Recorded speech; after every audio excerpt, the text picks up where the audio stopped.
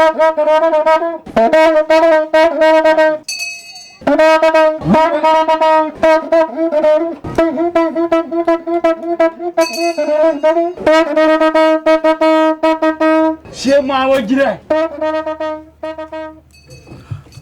morning, our fellow citizens. Good morning to you, Mr. Gartner, and good morning to all. Our appearance this morning is to inform the county that as a result of a meeting that was held on yesterday morning by 10 in my office, a meeting in which the families of the Tiaka and of the Kufa, including our mothers, the women, the youth, and other concerned citizens, we concluded funeral arrangement for the deceased, meaning the late Anthony Tiaka, who died in Plebo, and the late Levi Kofa, who died here in Hapo. For the Tiakas, the funeral will be next week, and for the Kofa, the funeral is this weekend. And so it's important that we let our citizens know. In that meeting, both families expressed the satisfactions over the results that came up from the pathologists, including women and youth groups, and called on government to continue the investigation. That we have agreed to. The securities were there, and so investigation will continue. But it's important that the burials of these two young people, be carried out. And we are also preparing our reports to send it forward. So that's it. There will be burials of the two. One is this weekend, and the other one is next week.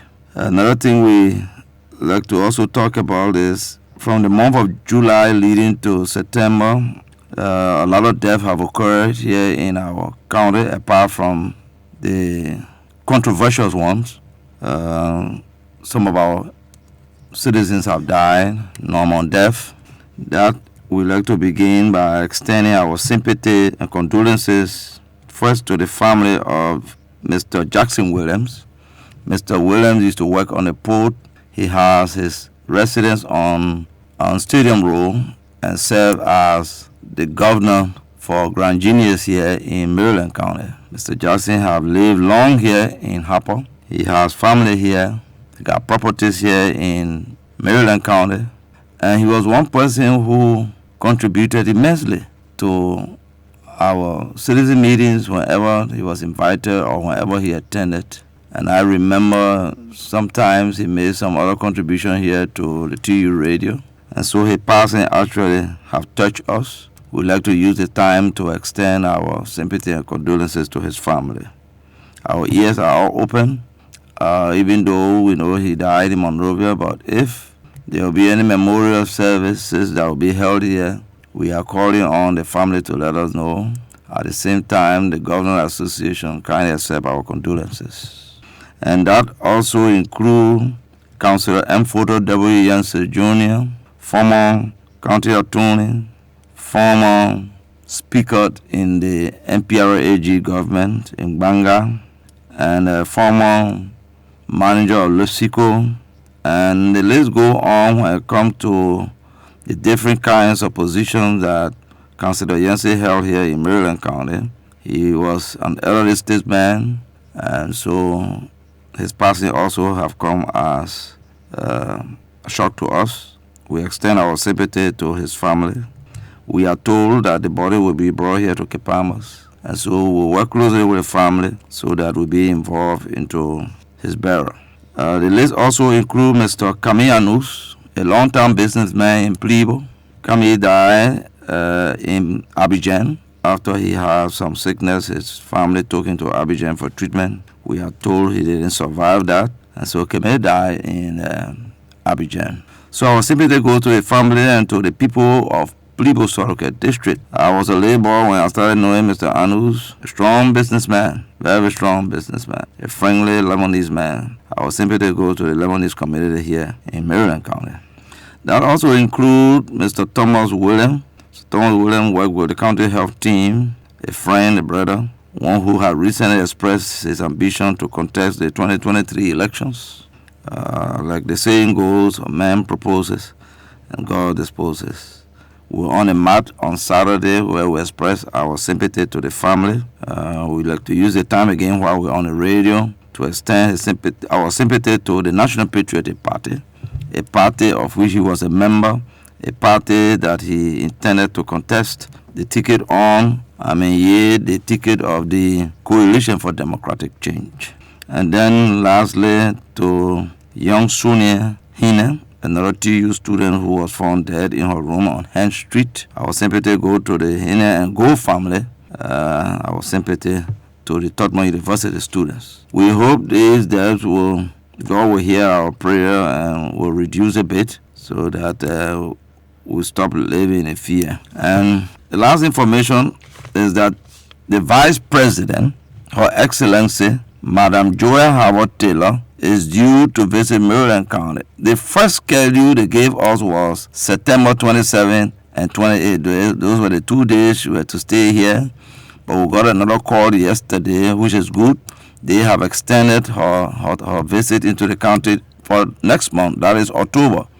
So that will give us good time to plan and get prepared to receive Her Excellency into Maryland. And we set up a steering committee comprising almost 12, 13 persons, but I will only call the name of the chairman for now because I didn't come with the list.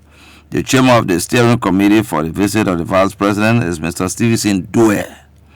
Mr. Stevenson Dwyer is the chairperson. Other members that I can remember, apart from not having a list, include Mr. Emmanuel Hammer, include Mr. Franklin Nah, Kojo Wilson, Early Morrow of Plebo, include Larry Jacob, and so many other citizens. Will do an announcement, and in that announcement, the full list will be there. And as usual, the journalists here at Tottenham University will read it.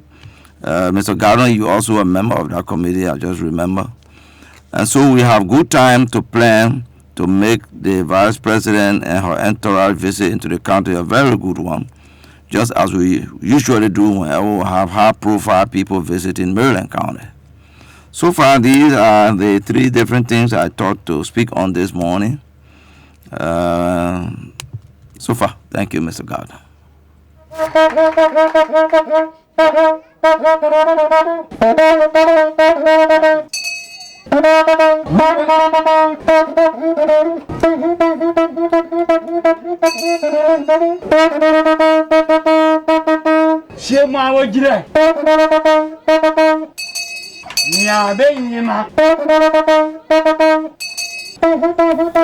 Okay, this is a special edition of Good Morning from TU, and in studio is the Superintendent of Maryland County, Honorable George Prowd. And if you just joined us, we want to say welcome. Brian Dio is here as well. Brian, you want to come and say morning to the people before we move on with 1 or 2 questions for Superintendent Prowd? Yes, thank you so much. And as you said, a special edition of the program, Good Morning from TU. We are privileged to have Superintendent George Prowd. And so we are here collaborating, and I believe we will ask a few questions to the Superintendent prior to ending this interview. Sure, and let me set the ball rolling. Obviously, it has to do with the deaths of Anthony Ntiaka and little Levi Kofa. Now, the families and you met, and they agreed for the burials, but they still expressed dissatisfaction, as you rightly said, in the autopsy reports. They actually been protesting peacefully, though, one way or the other. But what are they saying? Because we heard earlier they were talking about getting their own traditional pathologists. Are they still in that line? In the meeting, the families, the women, and the youth made it clear that they still want state security to continue their investigation. They themselves, whenever they get any information regarding these deaths, they would like the security to know. And in that meeting, they expressed that we went distance from them, that is the women group, something they said they didn't really like. We have a reason. What you went a distance, what do they mean by that? They said they expected us to have one way or the other gone to their prayer services, and identify with them. And they didn't see us coming forth. They didn't like that. And so that brought some of the late tension that started to brew. So, well, we again told them sorry. It wasn't done intentionally. We thought to give chance to observe them play their role while we too were playing ours. But we have also told our security they were there, that the investigation, despite the fact that pathologists have come up with this result. But I remember, in the words of Dr. Coley, he said that wasn't finally final, and that he did not have monopoly over that. That's how far he could stop in his work to be able to give us what he thought, might have happened. But it's not going to stop police investigation. These things happen around the world. Sometimes when you think a case is closed, on a particular decision, sometimes years after, other things end up popping out as fresh information.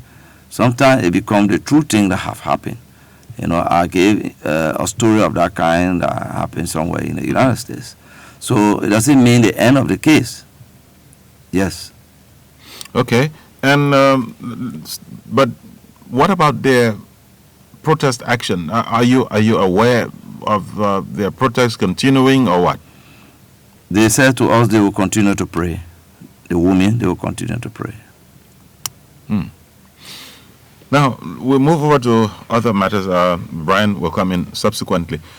This has to do with the MOPP and CRC and the ferry at the Petable official crossing point. Now, CRC and MOPP have this habit of unilaterally controlling who and what gets on the ferry. Recently, some people, including some business people and some farmers who sell their produce outside of Liberia, specifically palm, were barred from using the ferry. And so this led to a protest at the entrances of CRC and MOPP. Have you resolved that issue? And how long will CRC and MOPP continue to manipulate a ferry which they don't own? Well, we resolve it. We resolve it somehow. But CRC have two reasons of behaving the way they do. First is the maintenance of the ferry. CRC showed us that burden. And there was a time that they refer everyone to the Sharafadin ferry. Omen Nasi Sharafadin have had a ferry on the Kabbalah River for commercial use, for commercial purposes. But over the period of time, the ferry has spoiled. In fact, it was like a trap, and so the Avoda authority has removed it from there. That making the CRC or MOPP ferry to be the only one now that everybody is using. So CRC, not wanting to commercialize it, have not been asking, those who use the ferry, like the business trucks, to pay, because they have an understanding with the group that controlling or own the ferry. That it won't be used for commercial purposes. I thought it was the UNHCR. UNHCR turned it over to an NGO in Taboo. I usually forget their name. It is that group that CRC, took the ferry from. So the understanding is CRC is not supposed to commercialize it. But it's becoming burdensome. So CRC has reached some understanding with the owner, and the business trucks will have to start to pay.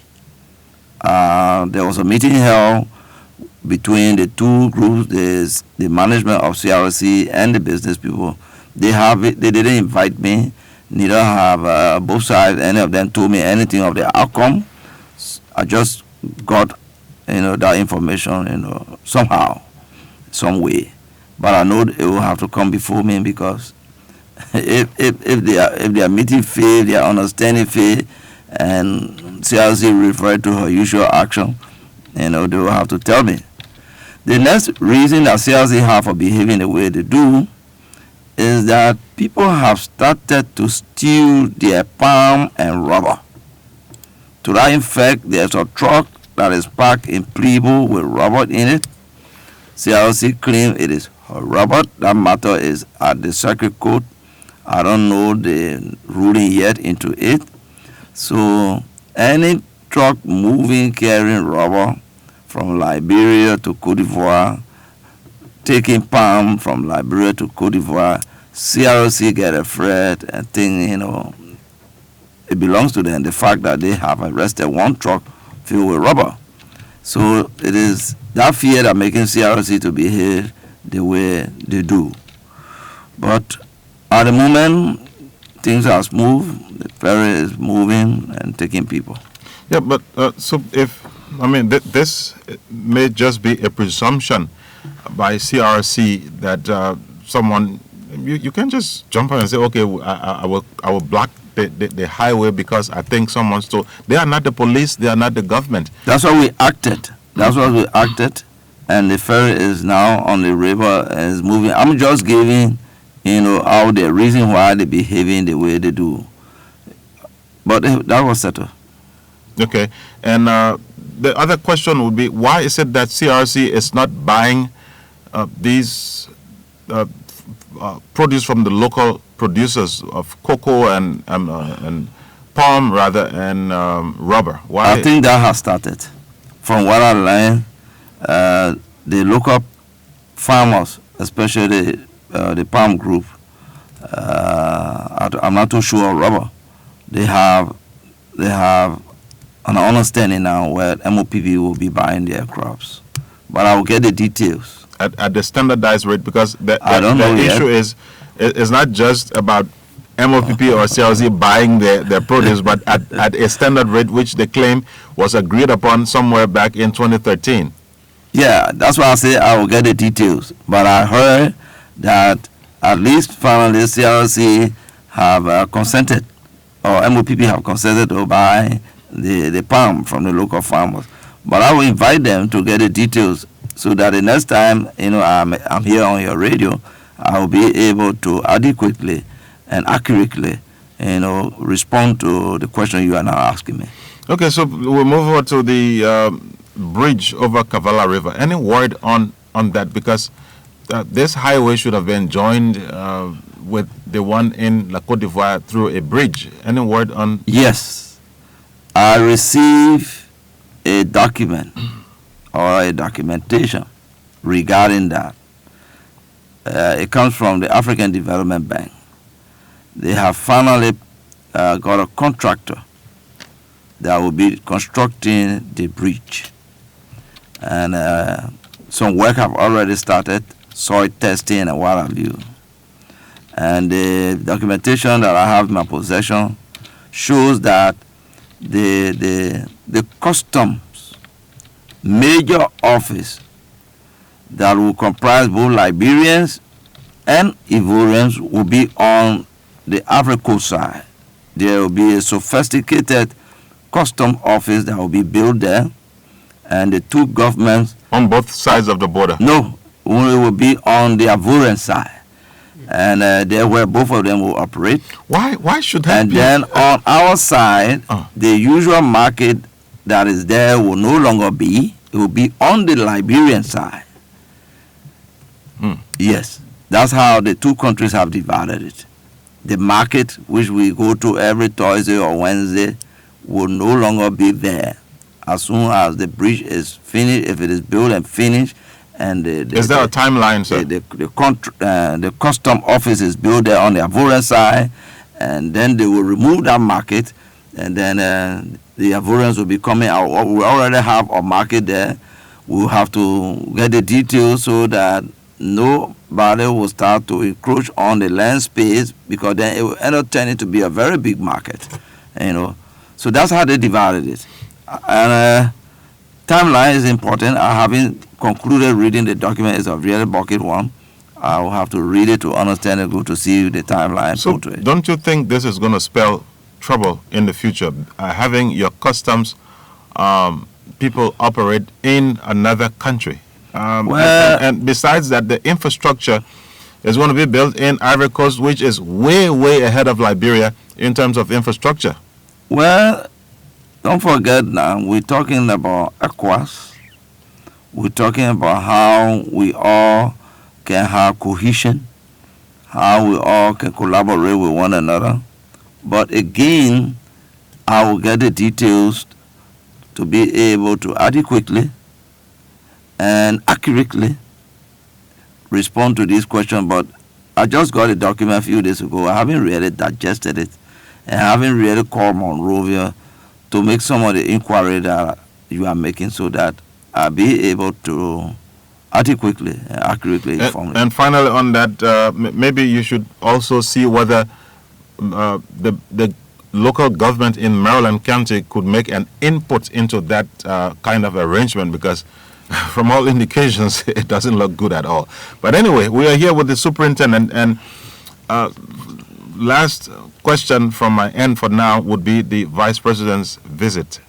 The last time we saw a vice president here was during the regime of President Ellen Johnson Sirleaf, the previous regime, and it was Ambassador Joseph Boykai. He actually came on a pre-campaign trip. Is that what Vice President Howard Taylor is coming for, on a pre-campaign?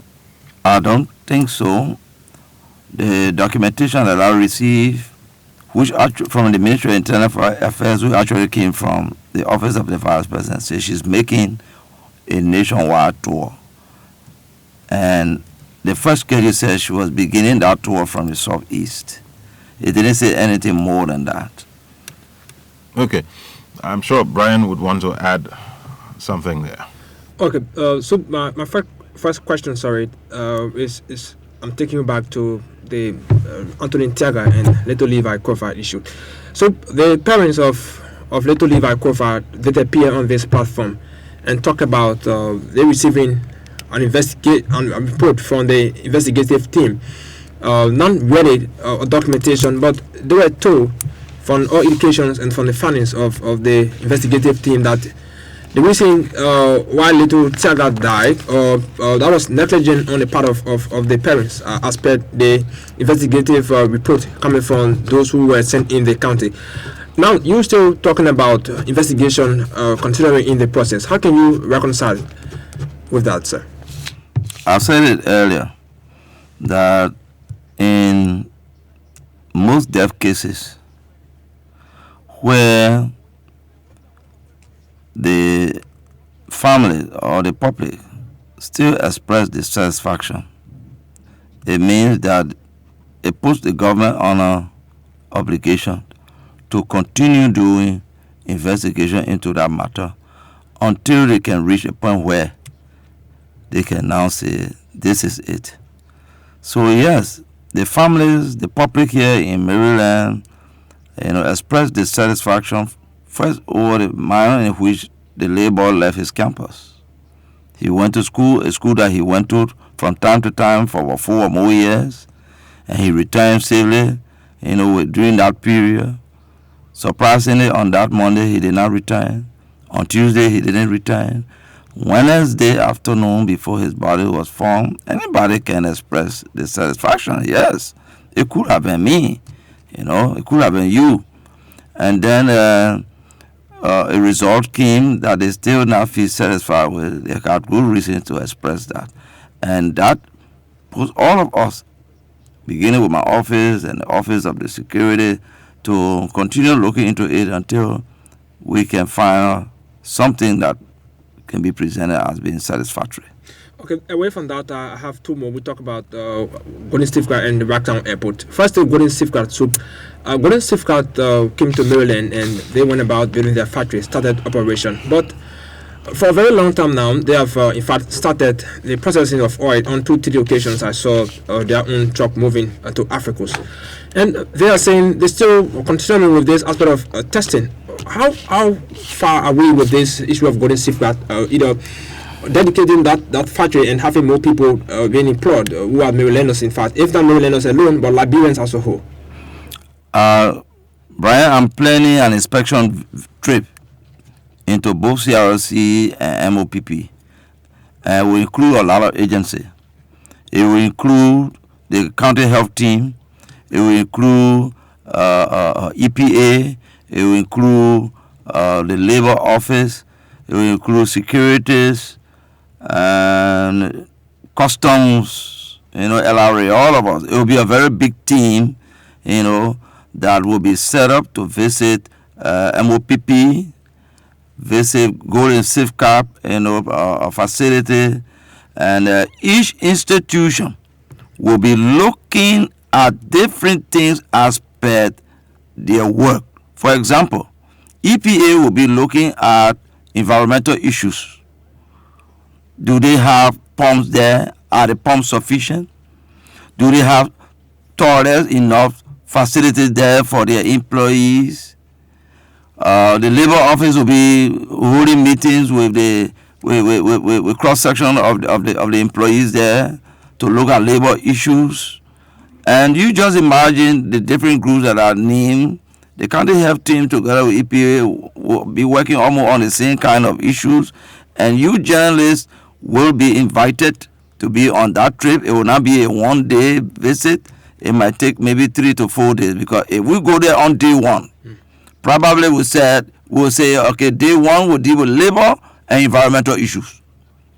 And day two, we go back in the same place, we're looking at security issues, and so forth like that.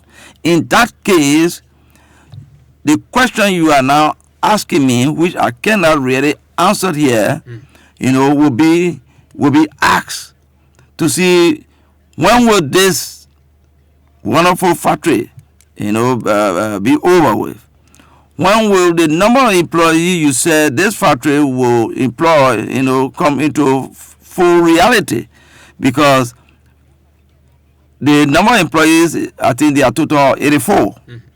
It is nowhere near the number that they told me, when the factory was, being done, when it was being worked on. It hasn't reached anywhere yet. They told me about thousands of persons that the factory will employ. They told me it will be here the second largest here in West Africa. So yes, on that day or during those visits of the inspections, you have the opportunity to speak with the management. They'll be written ahead of time so that they get prepared. It might be maybe up to 4 to 5 days of inspections. Leaving from MOPPs, we'll move to CRC as well. We haven't gone there to carry on source inspection to see how our people are living there in those camps, to see what the labor issues are, to see what the sanitation issues are in those places.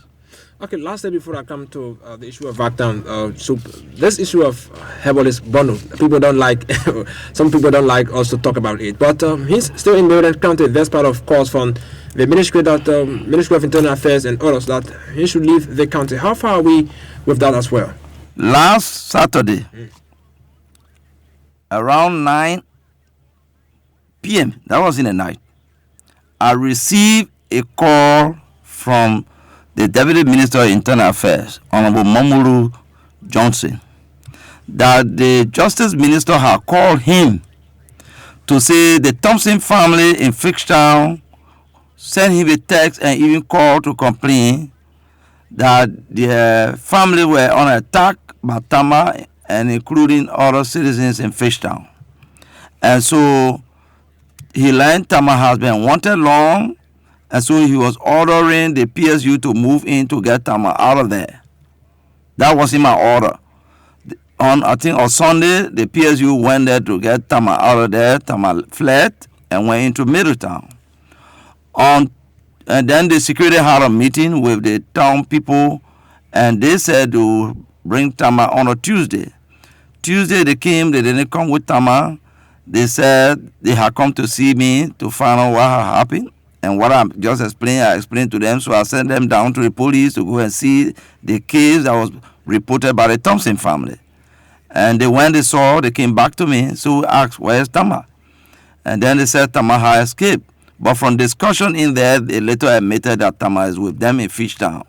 So I invited the chairperson of the traditional chief council, in person of Honorable Nelson Nee, to go in there because it's 6 months now since Tama got in that place, and see how he could talk with our people and find an easy exit of Mr. Tama Bono from there to Monrovia. He has started that. They were there yesterday in a meeting with the people. They will be making the report to me, and then I will again make that report to Monrovia. Lastly, the minister again called, the justice minister called me directly that the Thompson family had again made another report, another complaint to him. And so I said what I just told you, that there was a meeting ongoing being held by the Traditional Council chairperson, Nelson Nee. He will come and report to me, but his mission there was to arrange an easy exit of Mr. Taman Barrow out of the place, especially now that the Fisherman people have finally agreed to let Taman go. So when Mr. Nee makes that report, then I will call you, Mr. Minister of Justice. So that's the whole issue now. Okay. Last, from my end, the issue of Rocktown Airport. I recall people came from Monrovia and they were like coming on inspection. Which time my boss, Rochford Gordon, was also part of that team. You led the team to Rocktown, including the development superintendent and others. With excitement, people of Rocktown, they received such a team, and they were so happy that that airport was then in full swing in few, or if not few months, but even a year. Up to now, so where are we? Is there any information from the team? Yes, I've been finding out, and they told me a lot that causing the delay, but the plan is there. You know, I was also excited. I want a lot of good things to happen here in Maryland, not only because I'm superintendent, it's because I'm a citizen of this place. I love this place.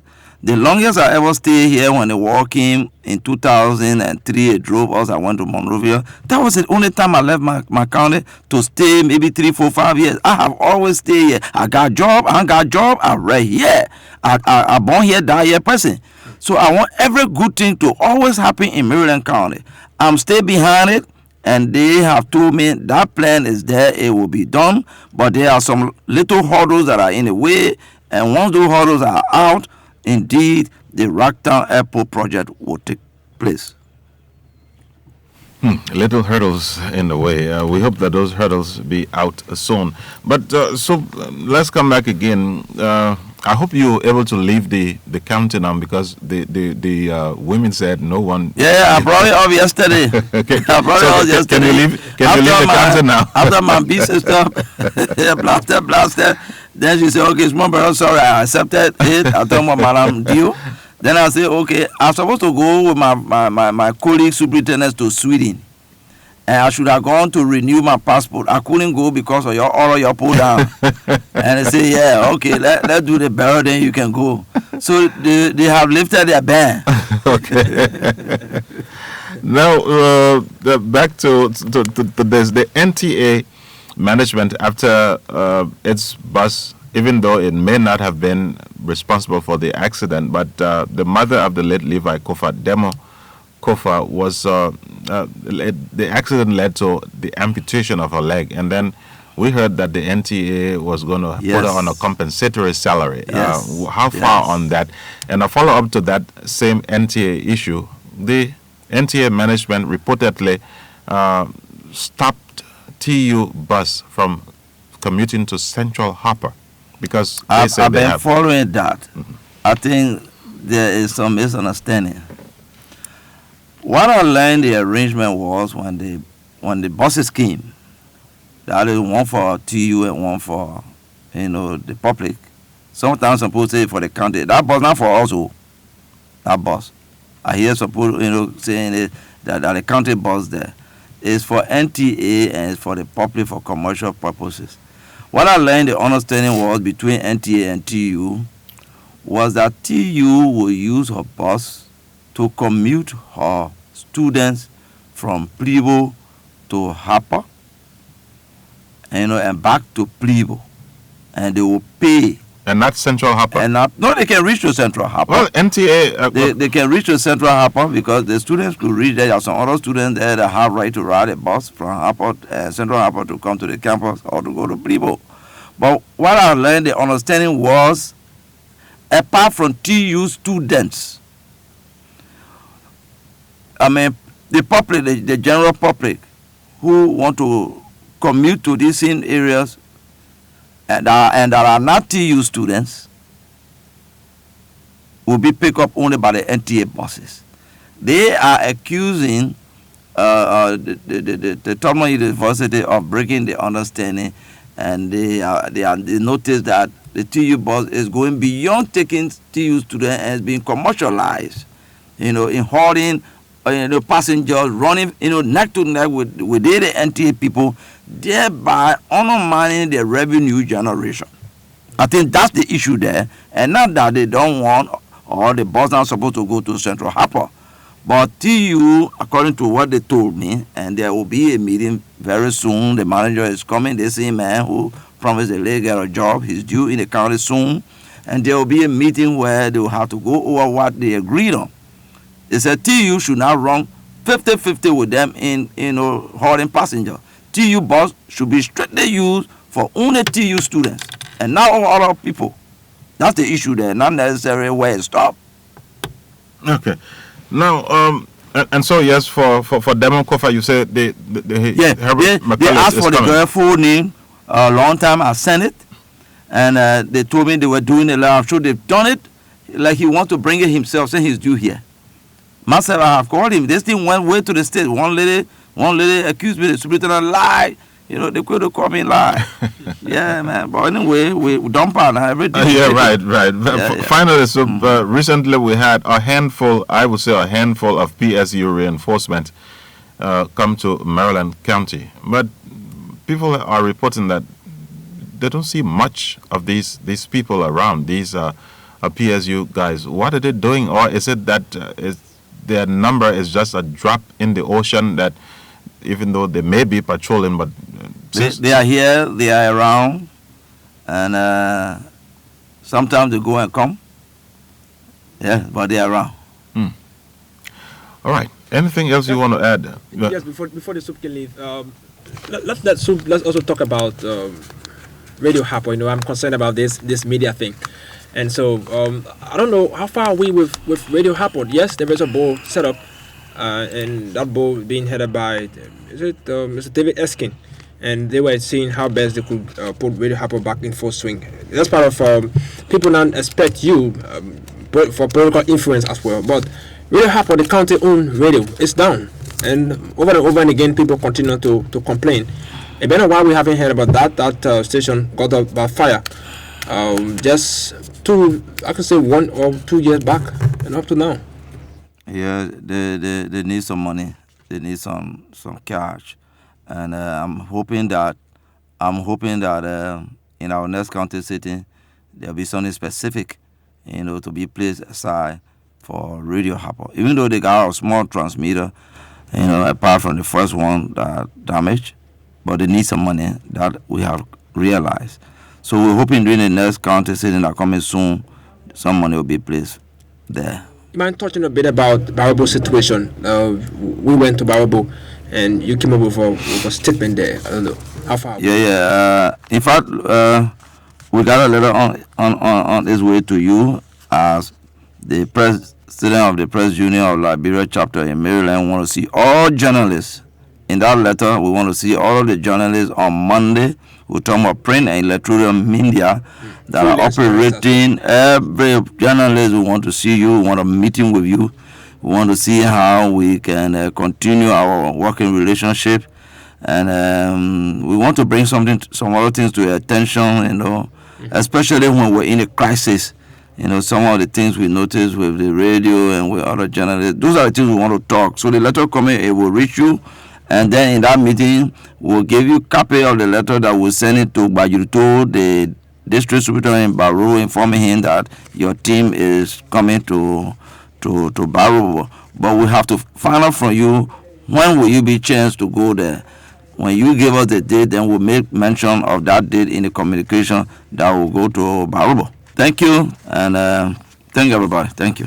Okay, that was Superintendent George Prowd on a very special edition of the Good Morning from TU program. My name is Rochford Gardner, and I co-presented with Brian Dio this morning. Bye-bye.